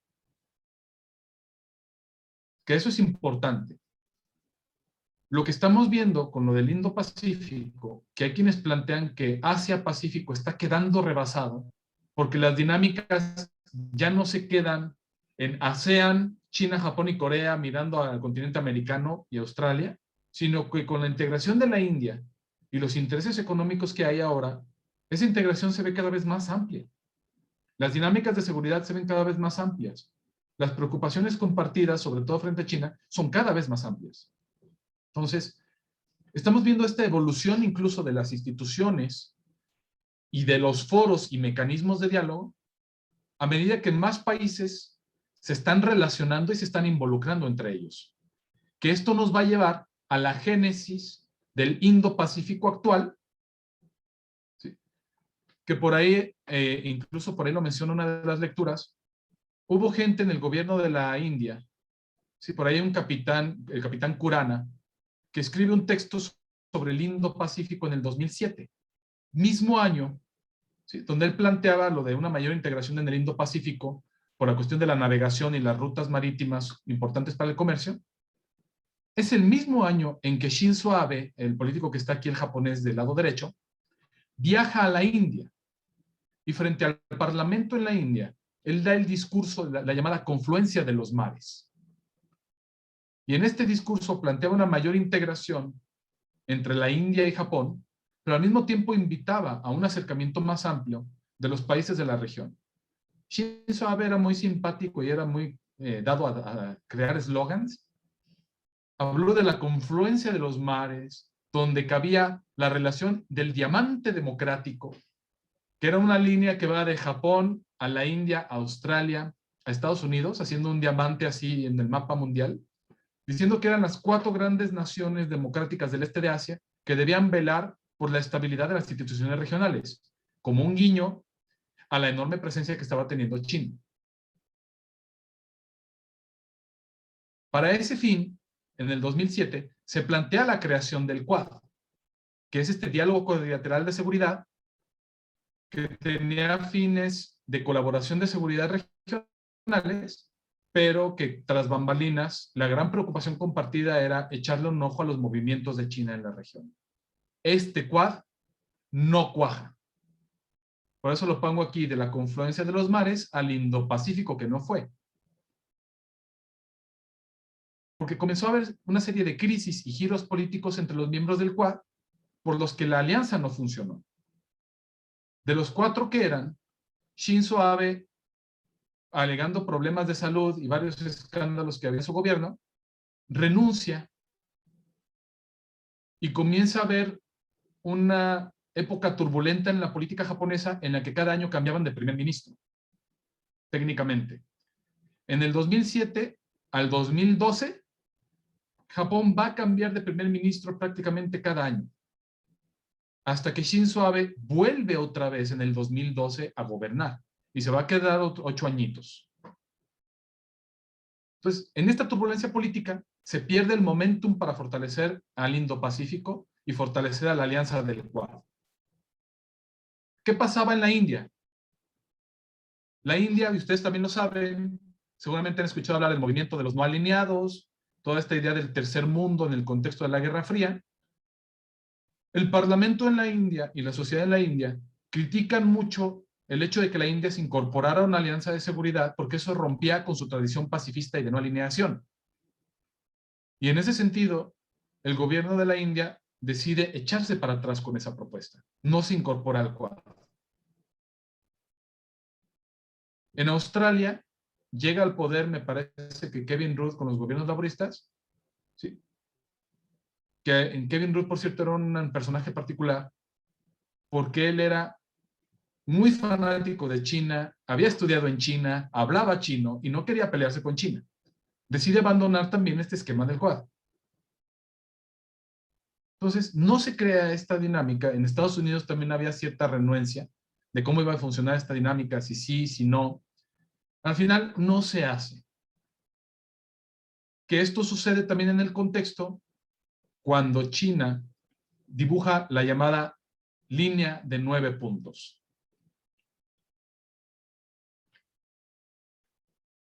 ¿Habían escuchado hablar de esta línea alguna vez? ¿No? La línea de 9 puntos, y que tiene que ver mucho con la situación con ASEAN. China presenta ante Naciones Unidas un mapa, que es como el que aquí les pongo en la diapositiva. Son 9 rayitas rojas, donde China dice, todo lo que está ahí es mío. Y los países de la región pegan el grito en el cielo, porque todos los países ahí se están disputando el dominio de las islas que hay. Las islas Spratly, las Scarborough, las Paracel. Ha habido disputas por muchos años de a quién pertenecen estas islas, y China comienza, en cierto modo, a posicionarse en ellas. Comienza a crear islas artificiales, ¿sí? Como las que seguramente han visto mapas de Dubái, de estas islas que simulan el mapa del mundo y así, como islas artificiales. China hace algo similar, pero pone puestos de vigilancia, pone puestos de avanzada para vigilar la zona. ¿Sí? Entonces, los demás países pegan el grito en el cielo. En ese contexto se da el pivote asiático de Barack Obama y Filipinas va a meter una controversia frente a China, llevando el caso a la Corte Internacional de Justicia. La Corte va a fallar a favor de Filipinas y va a decir, Filipinas tiene razón, China, eso no es tuyo, tienes que salirte de ahí. Y China dice, vale, sáquenme. Y no lo sacan. Al final, inclusive, con el cambio de gobierno en Filipinas, cuando llega Rodrigo Duterte, para acercarse a China, decide dejar de lado ese tema. Y esto es muy importante. ¿Sí? Me voy a saltar un momentito este punto de la India para pasar a ASEAN. Esto es muy importante porque eso nos plantea entonces cuál es la posición de ASEAN frente a todo lo que está pasando. Se encuentra en el ojo del huracán. ¿Por qué? Algunos países de ASEAN son más cercanos a Estados Unidos. Algunos otros son más cercanos a China. Esto quedó muy latente cuando, en el marco de estos conflictos territoriales, en el 2012, en la cumbre de ASEAN en Camboya, no llegan a un consenso sobre lo que está pasando en la región. ¿Sí? Varios países querían incluir en la sesión de ASEAN un llamado para pedirle a China que se saliera de la región. En este momento hay mucha influencia de China cada vez más en países como en Laos, en Camboya, Myanmar. Y Camboya no permite que esa declaración salga, porque no está de acuerdo en ese punto. ASEAN se maneja por consensos. Si no están todos los países de acuerdo, no sale una declaración. 2012 fue el primer año que por culpa de este conflicto se divide la opinión de ASEAN y no hay una declaración. Es un signo de rompimiento al interior de ASEAN. Claro, están de acuerdo en que se quieren integrar entre ellos, que quieren formar una comunidad de ASEAN, pero en términos de relaciones exteriores, son aliados de uno o de otro. Quizás no porque quieran serlo, sino porque por la relación económica, por la historia, por la cercanía política, terminan teniendo más simpatías con uno que con otro. Y en ese sentido comenzamos a ver que la situación en el Indo-Pacífico se vuelve al mismo tiempo un espacio de competencia frente a China, que uno de sus ejes principales son estas rutas comerciales que tocan la línea de 9 puntos de China, y que ahí es donde surge el discurso actual del Indo-Pacífico. Ustedes por ahí lo vieron también en la lectura, esta idea del Free and Open Indo-Pacific, un Indo-Pacífico libre y abierto. ¿Qué significa libre y abierto? Ojo, que esa es la parte importante. Se supone que tiene que ser libre y abierto para la navegación. Y creo que todos los países de Asia, incluso Estados Unidos, incluso la misma China, están de acuerdo en esta idea. A todos les conviene la navegación y que funcionen las rutas comerciales. El problema es que esa libre navegación a veces se entiende también como libre paso de barcos militares, que eso ya no le gusta mucho a China. Y viceversa, que haya barcos chinos ahí no les gusta mucho a otros países. Entonces, ese es el meollo del asunto. ¿Cómo funciona la región? ¿Qué están dispuestos que haya? ¿Qué es lo que consideran que no debe haber? ¿Quién lidera? ¿A quién pertenece? ¿Quién tiene jurisdicción en esa región? Y eso es lo que ha ido generando también estos conflictos, que no se ha logrado llegar a un consenso reglamentado de cómo manejar la situación en el Mar del Sur de China. Sí, Silvia, adelante. Gracias, profesor. Preguntar solamente donde no están las líneas rojas, que es el Mar del Sur de China, ¿no? Eso Ajá. hasta dónde, cuántas millas o cuánto de ahí es chino y cuánto es justamente el libre paso y no pertenece a él, sino son aguas internacionales. Buena pregunta. Más bien, voy a ver si encuentro por aquí, había un mapita.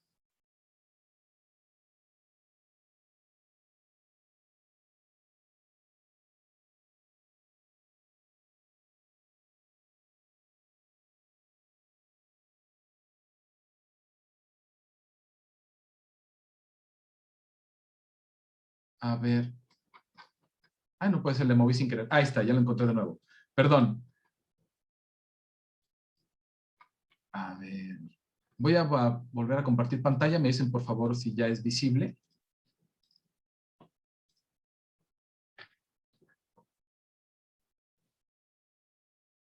Sí, perfecto. Es los reclamos territoriales en el Mar del Sur de China. Lo que está en amarillo es lo de la línea de 9 puntos que China dice que le pertenece. Hasta acá. Lo rojo es lo que Filipinas dice que le pertenece. De negro, Brunei Darussalam es un país chiquitito, es este pedacito de aquí. No estoy seguro, pero creo que Zapopan era más grande. No. Perdón, no. Que Singapur. Creo que Zapopan es más grande que Singapur, pero Brunei, pues creo que es mucho más chiquito que el estado de Jalisco. No sé si por ahí podemos ponerle similitud con Colima. Es un país muy pequeño y dice que le toca este pedacito de color negro. Malasia dice que lo que le corresponde es el pedazo en verde. Malasia son estas dos partes. Vietnam dice que le pertenece lo que está en color morado. Y Taiwán, ustedes saben que también tiene su propia administración, dice que le toca lo que está en color azul, que en parte también va de la mano de la línea de 9 puntos que marca China, ¿no? La República Popular de China. Entonces es interesante porque no es tanto como de aguas internacionales, sino que se las están disputando tal cual como mar territorial, como si no hubiera espacio que fuera libre para todos. O sea, se supone que la idea de un Indo-Pacífico libre y abierto es que se pueda transitar de manera libre por la zona, independientemente de a quién le pertenezca. El problema está en que al final cada quien dice que eso es suyo. Entonces, ¿a quién responden en el momento de un conflicto y en qué punto podemos decir que es tu mar y te puedes sentir amenazado? No tanto por la cuestión de barcos mercantes, como decíamos, sino también porque en estas regiones, en estas zonas, se llevan a cabo también ejercicios militares. Entonces, esa parte también es muy importante. Recordemos que pueden ser barcos de todo tipo. ¿Quieres comentar algo, Silvia? Perdón. Gracias, ¿no? Que bueno, justamente me parece que pues entonces China cree que todo es de él, pero cada uno tiene cada país tiene sus reclamos dentro del mar, del mar que China dice que es suyo, ¿no? Entonces, bueno, eso es muy complicado, es una zona más complicada de lo que parece. Nos dice el compañero Eduardo Zilli, pero todo es chino. Así es. Lalo, tú y yo tenemos que reunirnos un día a platicar de estos temas. No, dice, no se crean. Porque ahora sí que, es que Eduardo como sinólogo y yo como japonólogo, yo, bueno, no sé si decirme como japonólogo medio deslactosado light, o sea, pero sí, las percepciones de uno y otro son bien interesantes, porque una cosa es decir como si les pertenecen o no, o sea, como decirlo de manera objetiva, esto es tuyo, esto es mío, y la parte que es bien apasionante es de dónde vienen los discursos donde se tratan de legitimar la posesión de tal o cual territorio. Que esa parte, si hay entendimientos mutuos o no, es lo que nos lleva a todos estos conflictos también. Verónica, adelante. Aquí está, gracias.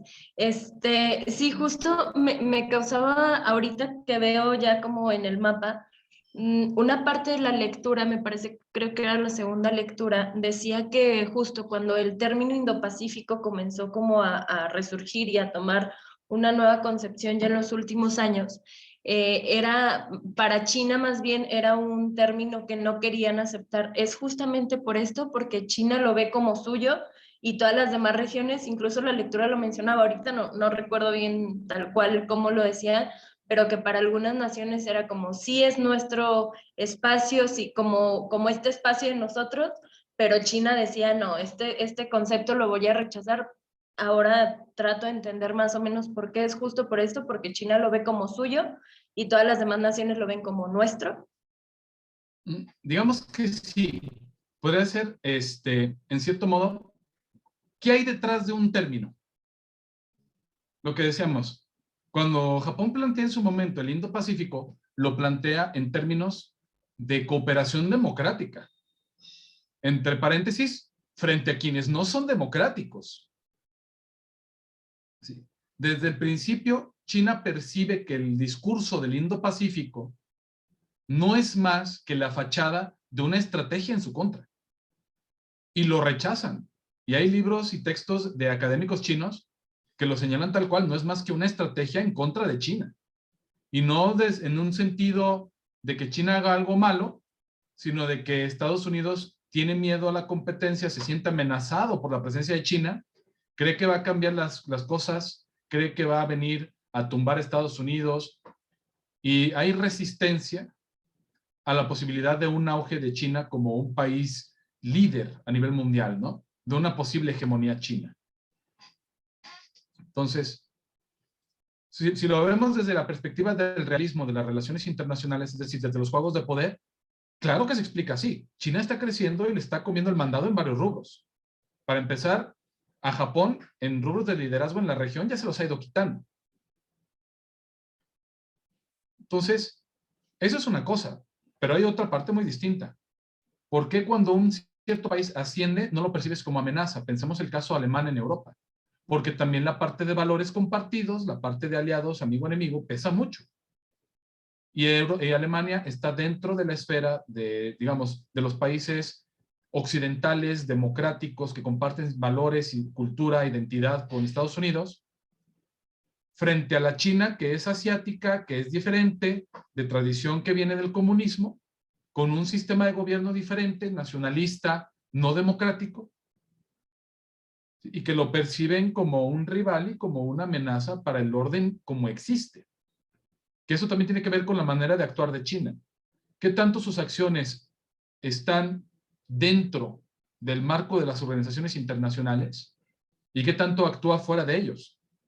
Por ejemplo, el posicionarse en el Mar del Sur de China, la parte de la controversia frente a la Corte Internacional de Justicia promovida por Filipinas, que ya no se le movió después, la parte donde promueve lo del Banco Asiático de Inversión e Infraestructura, cuando ya había un Banco Asiático de Desarrollo, cuando tenemos un Fondo Monetario Internacional, y crea una nueva estructura. Que lo malo no es, o sea, no hay nada malo en ellos, si lo ponemos en esa forma, ¿no? No hay problema en que creen sus propias estructuras. Lo que Estados Unidos le hizo ruido fue que todo mundo apoyó a China, cuando creyeron que no iba a obtener el apoyo. Hasta los europeos le entraron. Francia le entró, Alemania le entró, Australia le entró. Los aliados tradicionales de Estados Unidos apoyaron ese proyecto. Solamente Japón y Estados Unidos, de los, digamos, aliados más fuertes en ese sentido, son los que no apoyaron el proyecto de China. Entonces ahí es donde Estados Unidos ha empezado a ver signos de que está perdiendo liderazgo y China lo está ganando. Entonces, por eso los chinos, sobre todo desde la academia, no aceptan esta parte del término. Porque dicen, no es una estrategia que busca armonizar con la región y que nos incluya a todos, sino que está promovido de ellos contra mí.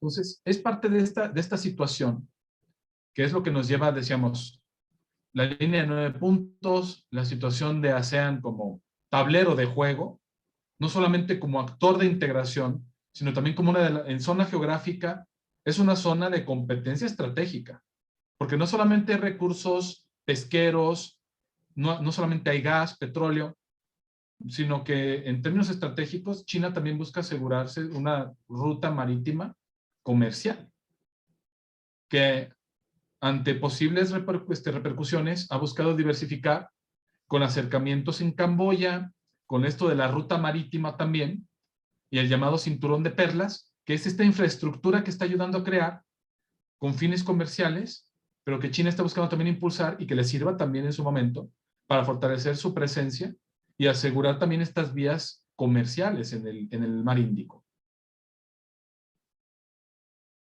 Que probablemente son elementos que han visto en sus demás módulos y que estamos poco a poco enganchando también en esta parte de la competencia estratégica.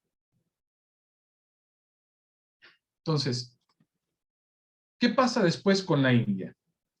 ¿Cómo se está empezando a enganchar aquí? Con el cambio de gobierno y la llegada de Narendra Modi, quien está actualmente en el gobierno de la India, se da una mayor presencia en la región. Teníamos la política de mirar hacia el este, y dice Narendra Modi en el 2014, ya no es mirar, es actuar. Y la Look East Policy, política de mirar hacia el este, se cambia a Act East Policy, política de actuar hacia el este. Mayor vinculación en materia de seguridad, en materia económica, diálogos a niveles que no habíamos tenido antes. ¿Sí? Plus el retorno de Shinzo Abe en el 2012, su política de mayor proactividad y presencia de Japón en el mundo, de la mano de la reinterpretación de su constitución, que también es otro elemento importante. Japón, como no ha cambiado su constitución desde 1947, no puede tener ejército, ni se puede vincular, no puede declarar la guerra. Y también está muy limitado en temas de cooperación militar por lo mismo. ¿Qué es lo que hacen los japoneses? Reinterpretan lo que dice su seguridad. Entonces los japoneses dicen, si yo estoy bien, estoy seguro. Pero como necesito aliados para asegurar mi sobrevivencia, Mi seguridad también depende de que mis aliados estén seguros. Por ende, debo de cooperar más con su propia seguridad.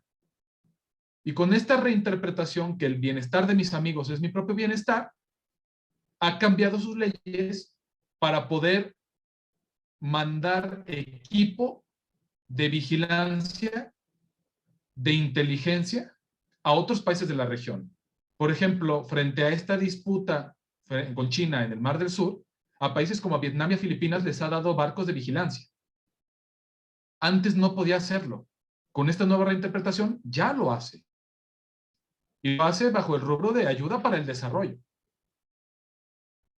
Comienza a vincularse en ejercicios militares con Estados Unidos, con Australia, con la India, en los ejercicios Malabar, en los ejercicios Saber, que son ejercicios militares conjuntos, donde comienza a cada vez más coordinarse para, en caso de cualquier emergencia en la región, que puedan actuar los ejércitos de los 4 países en conjunto.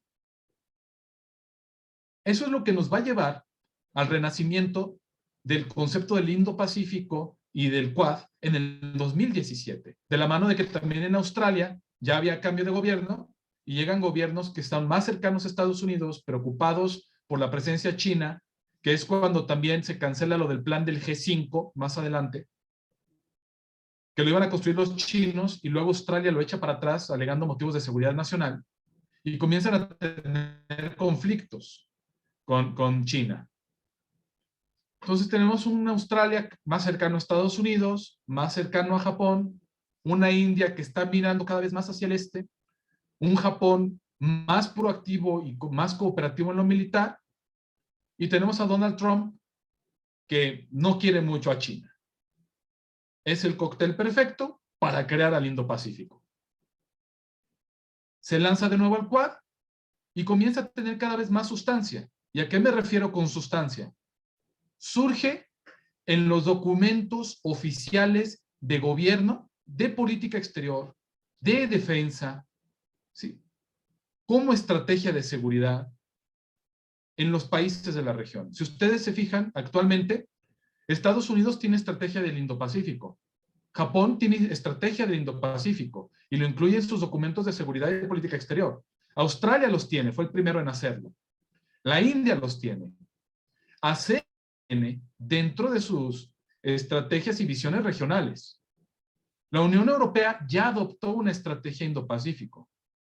La tiene Reino Unido, la tiene Alemania, la tiene Francia, si no me equivoco. Y es esta idea de que el Indo-Pacífico se ha constituido como un nuevo campo de competencia estratégica. Y es lo que lo está configurando como un complejo de seguridad. ¿Competencia en qué sentido? Económico sobre todo, por la enorme presencia que está teniendo China, y vamos a ponerlo así, estratégico militar, frente al fortalecimiento también militar de China, por un lado, y por el otro lado, frente a este temor que representa su desarrollo, su crecimiento como potencia, donde se le considera una competencia seria frente a otros actores, como lo son en la región Estados Unidos y Japón. Entonces, eso es el Indo-Pacífico como complejo de seguridad. Esta articulación donde se acerca la India, se acercan los países de la región, queriendo crear reglas compartidas, sobre todo en lo del Mar del Sur, para dirimir los asuntos regionales, particularmente de comercio, navegación, integración económica, que es donde vemos también el surgimiento del Acuerdo Transpacífico y el surgimiento del RCEP, del Acuerdo Económico Regional Integral, que lo que buscan es crear estos espacios de mayor integración entre los países de la región, aunque la estrategia, la idea de los alcances, no signifique lo mismo para todos. Aquí voy a hacer un spoiler de una pregunta que tenía también para el final de la presentación, que como seguramente lo vamos a ver más bien mañana, prefiero adelantarlo. El Indo-Pacífico no significa lo mismo para todos.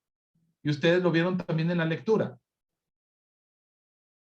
Para Estados Unidos es más de confrontación directa con China. Para ASEAN no quiere enfrentamiento, no quiere problema, al contrario, busca más bien una mayor integración y diálogo en la región. Para ASEAN, el Indo-Pacífico es justamente eso, un espacio que ha crecido de dinámicas compartidas, de acercamiento económico, de diálogo político, de integración, cooperación, donde se debe de seguir trabajando. Los de ASEAN dicen, por supuesto, centrado en ASEAN, para lograr espacios de consenso y de paz y estabilidad regionales. Si tú le preguntas a la India, en India van a decir, claro que nos preocupa China, pero no queremos enfrentarnos con China, no lo consideramos un espacio de enfrentamiento con China. Lo consideramos un espacio de cooperación de seguridad en términos amplios, que incluye, por supuesto, seguridad frente a desastres naturales, seguridad por la cuestión de la pandemia en cooperación médica, ¿sí? Y en temas que se consideran no tradicionales, que es decir, que salen de la mera dinámica de confrontaciones entre naciones. Sí, Silvia, adelante.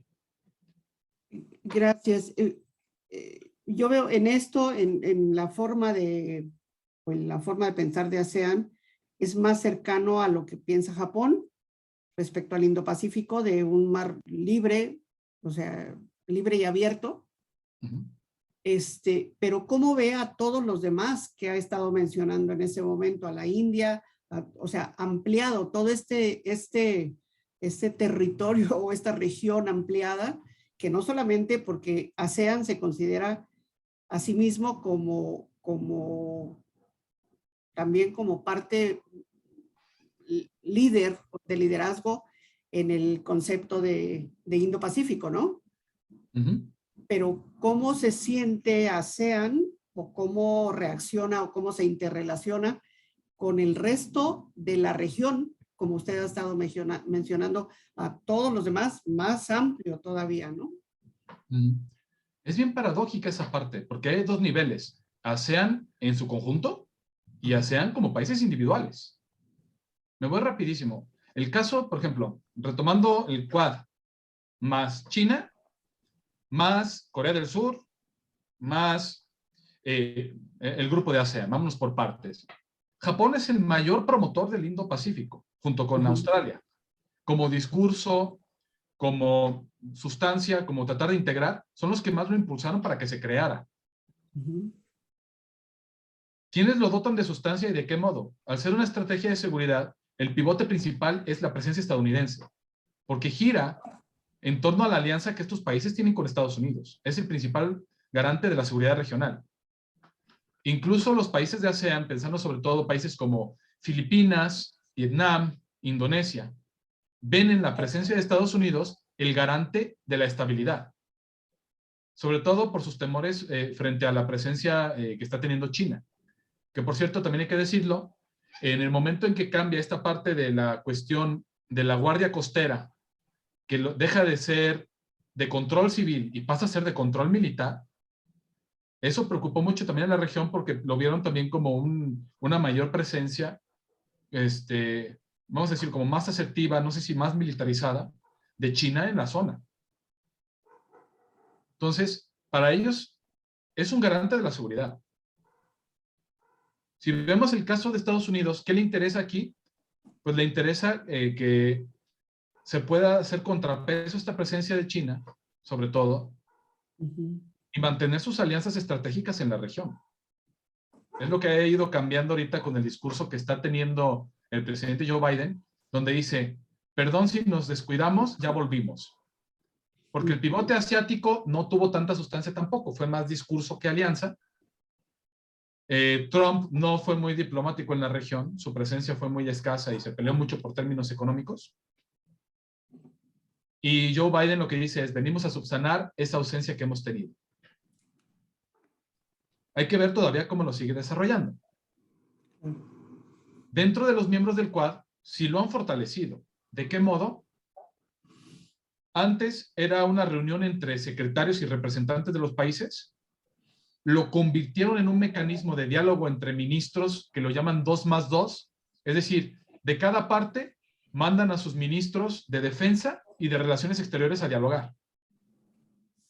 Lo que sería para nosotros los secretarios, secretario de defensa, secretario de relaciones exteriores, lo cual es que lo convierten en un compromiso institucional, mantener el diálogo a alto nivel. Y después crearon las cumbres del Quad de líderes, que primero tuvo que ser virtual, y apenas creo que fue en septiembre, tuvieron su primer cumbre presencial de los líderes del Quad. ¿Sí? Narendra Modi de la India, ¿sí? Estaba también el primer ministro de Japón, el primer ministro de Australia, el presidente de Estados Unidos, se reúnen en Estados Unidos y tienen su primer diálogo directo para tratar de aterrizar temas de seguridad compartida. No tocaron el de China directamente, sino que se enfocaron más en temas de cooperación frente a la pandemia, los problemas económicos, la necesidad de la cooperación tecnológica. ¿Sí? Ese tipo de rubros fueron los que tocaron. Ok. Entonces, vemos ahí ese acercamiento y entre ellos está el compromiso. Pero si lo vemos en sentido más amplio, incluso en ese diálogo se ven las diferencias entre ellos, porque ni Australia ni la India quieren pelearse con China. Tienen sus diferencias, pero la India no quiere pelearse porque tiene conflictos fronterizos que sí son medio complejos, en la frontera de lo de Cachemira, en la zona de Cachemira, Tíbet. Y por otro lado, Australia sigue siendo muy cercano a China en términos económicos. Es su principal socio comercial, como lo es de buena parte de los países del mundo y de la región. Japón yo lo posicionaría entre ASEAN y Estados Unidos, en el sentido de sí, donde se incluye a China, pero también temiendo mucho la competencia de China. Porque aquí hay que decirlo, con el desarrollo económico que ha tenido, China cada vez se está convirtiendo en un inversionista más grande. Antes recibía ayuda al desarrollo, ya da ayuda al desarrollo. Sus empresas están teniendo presencia también cada vez más en el exterior. Y en términos comerciales, pues se lo está comiendo. Entonces es un competidor muy serio para Japón.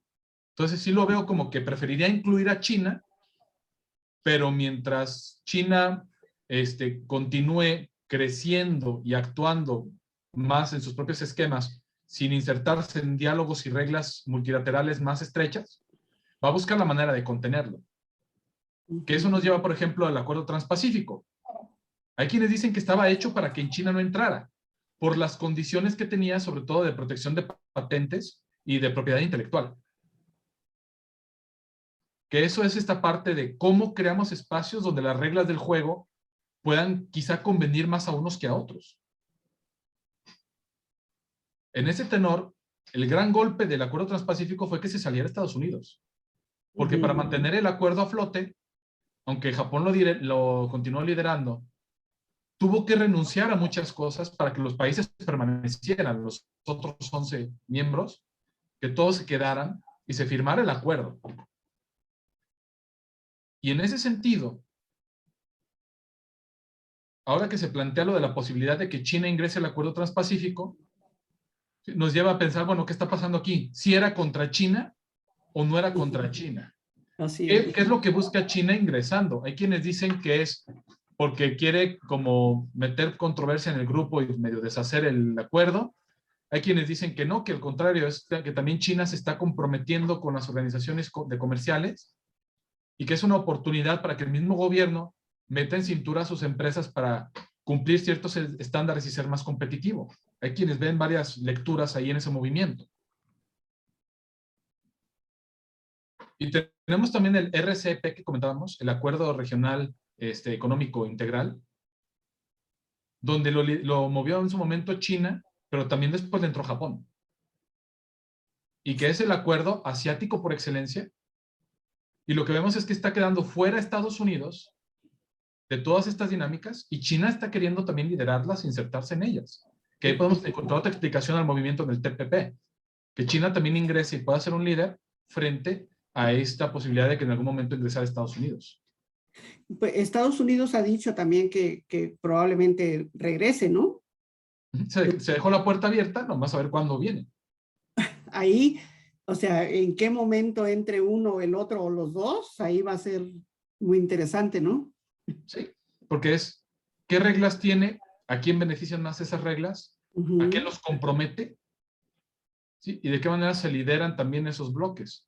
Porque a fin de cuentas, si eso logra una mayor integración económica para estos países, que los haga más interdependientes, puede darles más influencia en el sentido de que haya más dependencia hacia ellos. Obviamente una mayor presencia china podría ir en detrimento de la presencia estadounidense. Decimos, no es bueno ni malo, simplemente que en términos de competencia, pues vemos cómo también Estados Unidos se ha relegado a sí mismo y luego se enoja porque está relegado y dice que China es el malo de la historia, cuando también Estados Unidos ha sido bien ambiguo en su presencia en la región. Entonces, eso también lo vamos a discutir un poquito más mañana, lo tenía previsto para un poco más adelante, pero viendo que ya son las 7:56, como quisiera también ir aterrizando algunas ideas en ese sentido, como para hacer aquí un corte, continuar mañana, ¿sí? y hacer un poquito más de reflexión, ¿no?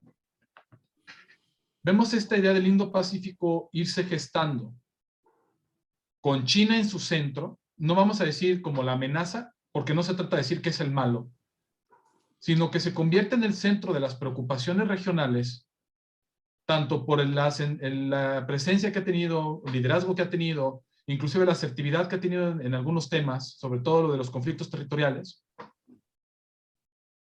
y que hemos visto que está trascendiendo fronteras, que deja de ser un asunto meramente asiático y comienza a convertirse en un asunto global. El hecho de que los europeos le estén entrando nos está diciendo también de esta idea de cómo conciben a China, cómo se está haciendo este eco de lo que es el Indo-Pacífico y los intereses económicos regionales, que les pega a todos, porque así como por el Pacífico vamos hacia Estados Unidos, América, Japón, Corea del Sur, por el Índico nos vamos hasta Europa y África. Entonces, es interesantísimo que esta confluencia de los dos mares puede afectar la logística comercial de todo del mundo prácticamente. Se están manejando esos alcances.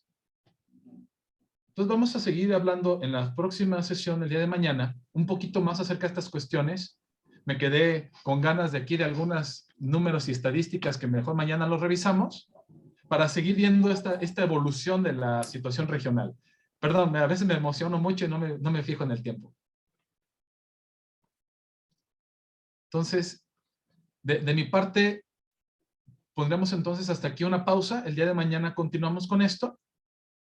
Para no hay mucho en el tintero, hay mucho que decir, y si te vas por cada perspectiva, casi cada país te da para una tesis, pero bueno, lo importante es tener como estos panoramas también provocadores de dinámicas que están ocurriendo actualmente, comprender de dónde vienen, que ese fue como el objetivo de esta primera parte, ver esta parte de la historia, cómo se ha ido conformando, y ahora que ya entendemos qué es este complejo, de dónde viene y dónde estamos, vamos a tratar de profundizar un poquito más y de reflexionar un poquito más, no solamente desde qué significa para los países de la región, sino también tratar de jalar una reflexión hacia acá de, bueno, nosotros como mexicanos, ¿qué nos compete los pleitos que ellos tengan allá?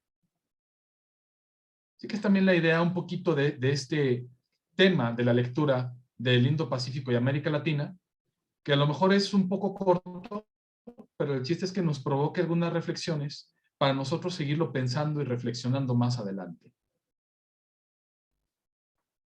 Entonces, mañana nos vemos a las 10 de la mañana. Espero que pasen muy buena noche, que descansen, y pues nos seguimos viendo por este mismo canal. Diré que a la misma hora, pero no, 10 de la mañana. Esperemos ya desayunados y si no, por lo menos con el café en la mano. Muchas gracias. Buenas noches. Muchas gracias.